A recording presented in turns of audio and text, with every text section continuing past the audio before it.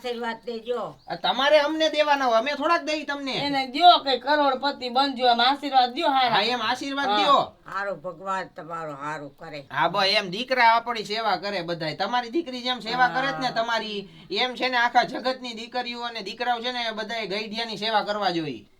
આપણે ઈ આશીર્વાદ જોઈ છે, સમજ્યા?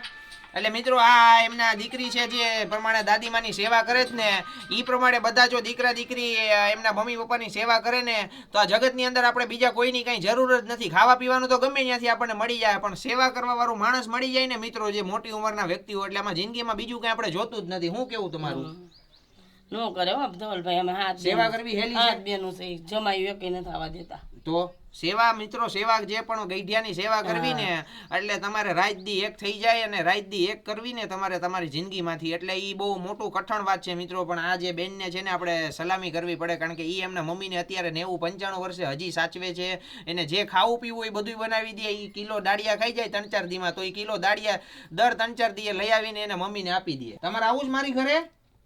મારે ભેગું આવું છે? ગાડીમાં બેહીને ઘરે જાવું છે? ગાડીમાં બેહીને અરે ઈ ભાઈ બધા એને હું કેવું.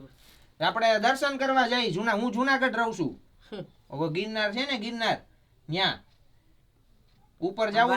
અમાર છોકરી એક તો ગાડા દેવું છે. હા ઈ તો મને કીધું બેને. દાદી મારે મિત્રો વાત કરવાની મજા આવી. ખાવાનું કઈ દે તો ખાઈ દે કે ન ખાય. કોણ? દેવું પડે ખાવા. બરોબર. એટલે તમારી બેન છે ઈ.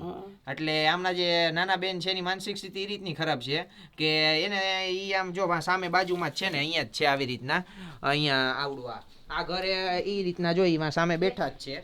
એટલે એને તમે જમવાનું દ્યો ને મિત્રો તો ઈ જમે, અને ન જમવાનું દ્યો તો ન જમે, એના જેવું છે. આ દાદીમાને હે ને મિત્રો કે એટેક આવેલા છે, પેરાલિસિસ નો એટેક આવેલો છે ને ઘણા બધા 2-4 વખત એટેક આવેલા છે, પણ હજી તંદુરસ્ત છે.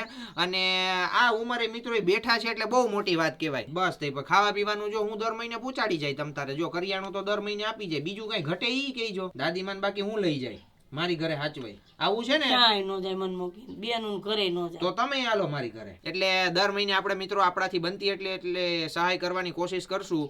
અત્યારે 1 મહિનાનું કરિયાણું હું આપણા 3 જે મહિલાઓ છે એમને પૂરું પાડીશ, અને દર મહિને પૂરું પાડવાની કોશિશ કરીશ. આમાં તમારે ખાલી એક જ સપોર્ટ કરવાનો છે મિત્રો, બનતો હોય એટલો વિડીયોને લાઇક અને શેર કરવાનો છે. તમારી પાસે એક જ વસ્તુ માગું છું મિત્રો, વિડીયોને લાઇક અને શેર કરો, કારણ કે એક ઘરની અંદર 3 મહિલાઓ છે, પુરુષ કોઈ કમાવા વાળો નથી, અને 3 મહિલાઓમાંથી બી એકની ઉંમર 90 વર્ષના 90 થી 95 વર્ષના દાદીમાં છે, અને એમની 2 દીકરીઓ છે. એમાંથી એક દીકરી છે જે એની માનસિક સ્થિતિ ખરાબ છે, જેની ઉંમર 65 વર્ષની ઉપર છે, અને એક જ દીકરી જે કામ કરી શકે એવા છે. એટલે એક દીકરી જે છે ઈ આ 2 એક એના મમ્મી અને એની એક બેનને સાચવે છે. એટલે આ પરિવારને આપણી જરૂર છે મિત્રો. આપણે બનતી હોય એટલી સહાય કરવાની છે. વિડીયોને ગમ્યો હોય તો વિડીયોને લાઇક અને શેર કરવાનું ભૂલતા